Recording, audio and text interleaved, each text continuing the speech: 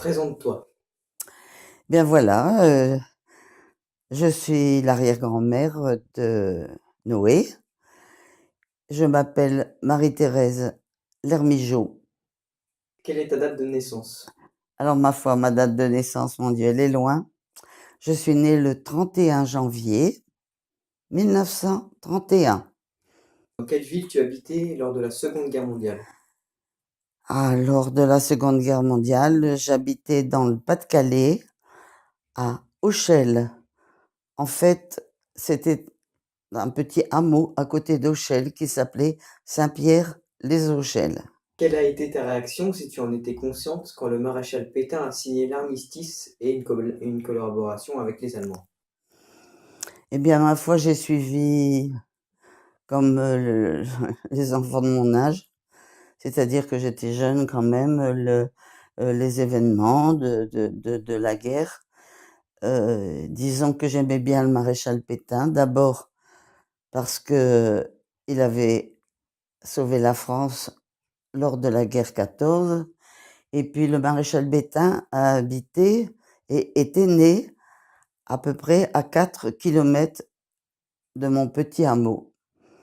Alors, j'étais fière, et quand tous ces événements se sont passés, je ne comprenais pas très bien, l'importance que ça pouvait avoir.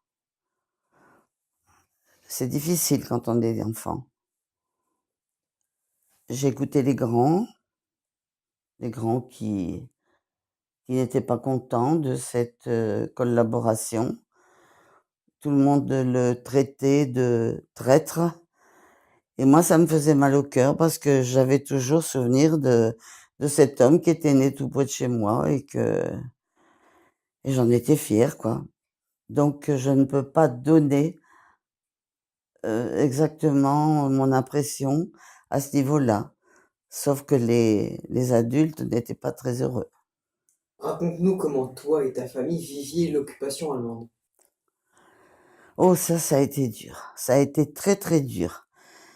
D'abord, moi je suis partie pensionnaire au collège de Béthune, dans le Pas-de-Calais aussi, qui était à 15 kilomètres de chez nous, et je ne pouvais pas revenir tous les jours à la maison. Il n'y avait pas d'école, disons «supérieure» entre guillemets, à Auchel. Donc j'étais pensionnaire et je ne pouvais rentrer que tous les 15 jours parce qu'il n'y avait pas de bus, il n'y avait pas de moyen de locomotion, et j'étais trop petite pour faire la route, en vélo toute seule. Donc ça a été une grosse séparation pour moi qui étais d'abord fille unique. Mon petit frère est né après. Une séparation de 15 jours quand on a été toute seule comme enfant pendant 11 ans, c'est dur à supporter. Mais c'est ainsi, il fallait le vivre. Et on a été très, très choqués par la violence des Allemands.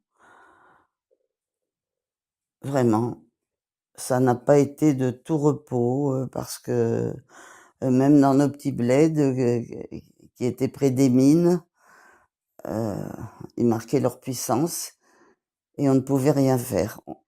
Il fallait s'incliner. Et est-ce que tu écoutais Radio Londres? Ah, à la maison, on écoutait Radio Londres, oui, beaucoup. Et ce qui m'amusait, moi, c'était justement les messages qui étaient, les messages qui étaient dits, c'est-à-dire, qui aidaient sans doute, heu, ceux qui voulaient encore sauver la France. Et pour moi, c'était drôle quand on entendait, par exemple, je sais pas, l'abeille, a quitté son nid. On comprenait pas pourquoi. Vraiment, c'était quelque chose, d'incohérent. Mais ça servait quand même puisque d'autres personnes reconnaissaient le message et le transmettaient, ou alors faisaient ce qu'il y avait à faire, c'est-à-dire, comment donc, faire, essayer de trafiquer les rails de manière à ce que les trains allemands sautent. On essayait de se sauver et de se venger comme on pouvait. Donc, ces messages-là, on savait qu'ils étaient très importants, mais c'était tellement drôle de les entendre que on se disait, ils vont vraiment chercher des choses là ahurissantes. Est-ce que tu pourrais nous raconter des moments qui t'ont marqué durant cette guerre? Oh, pendant la guerre, oui, il y en a eu des moments qui m'ont marqué. Oh oui, parce que la première chose qui m'a marqué, que je n'oublie jamais, c'est le bruit des avions. Surtout le bruit des avions quand une horde d'avions arrivait, des avions allemands, pour nous lancer des bombes. Parce que j'ai oublié de dire que nous étions à 2 kilomètres à 2 kilomètres d'un centre, euh, d'un centre horrible où on envoyait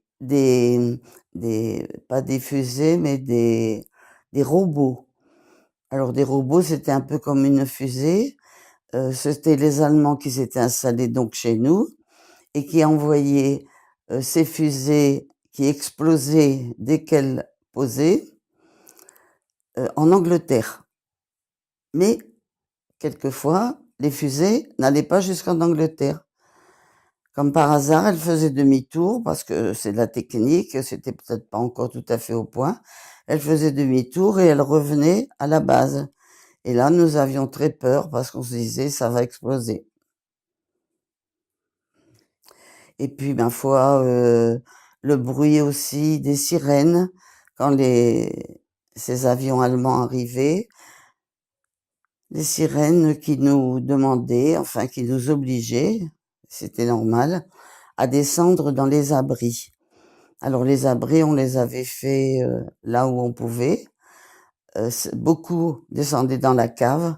Bon, la cave, c'était pas, ça pouvait éventuellement nous sauver des éclats d'une bombe, mais c'est tout, parce que les bombes, ça faisait des trous beaucoup plus gros qu'une cave.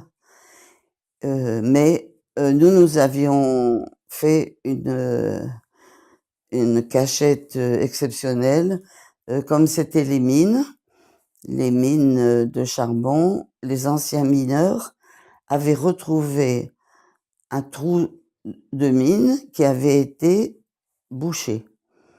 Il avait été bouché par des grabats, il ne servait plus. Alors, ils ont tout remonté, et ils sont descendus dans les galeries qu'il a fallu aussi revider parce qu'elles étaient pleines de choses. Et nous, on était, ma foi, un peu plus à l'abri que dans la cave. Et ça, vraiment, je m'en souviens comme si c'était hier. Et est-ce que tu pourrais nous raconter une anecdote qui soit drôle ou triste que tu as vécue? Oui, une anecdote triste, c'est que nous étions dans les mines et parce que je n'étais plus pensionnaire, le collège avait dû fermer à cause des bombardements. Donc, on nous avait renvoyés à la maison. Et alors, le plus terrible, c'était que on était là, prêts à être fusillés par les Allemands. Et un jour, ils ont décidé qu'on ne pouvait plus traverser dans les corons. Il n'était plus possible de traverser. Ils avaient mis une mitrailleuse devant chaque coron.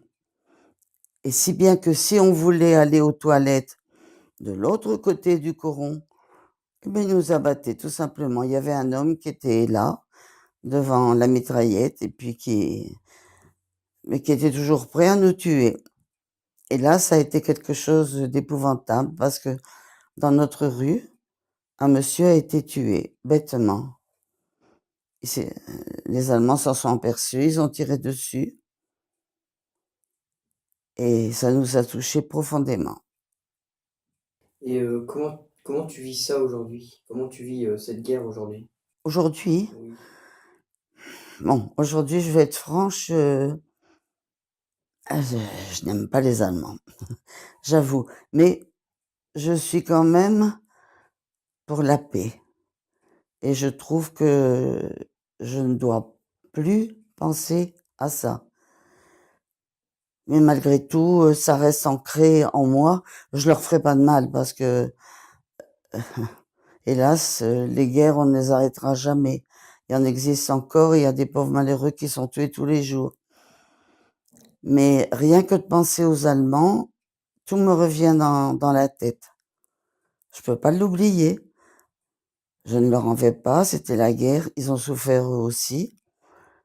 Mais c'était trop dur. Quand on est adolescent, c'est trop dur.